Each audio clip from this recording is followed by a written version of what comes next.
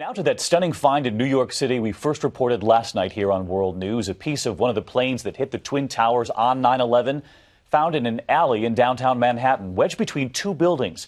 Tonight, many asking how could no one have noticed this now more than a decade after 9/11?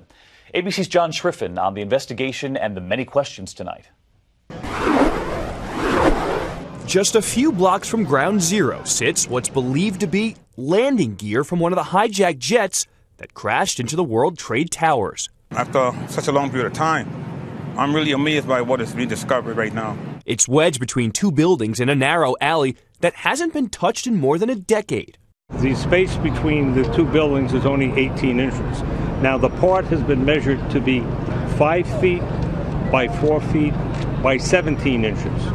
Authorities say it was found Wednesday morning by workers doing construction on a controversial Islamic cultural center. If you see how confined this space is and you realize the chaos that existed down here and on this street, I think it's understandable.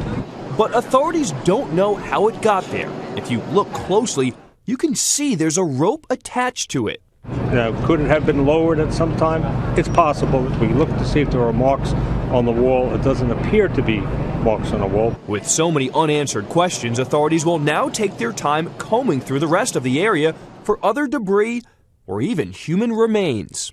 Could there be remains of victims inside? The Chief Medical Examiner will do a in-depth examination of the site to see if in fact there are human remains there.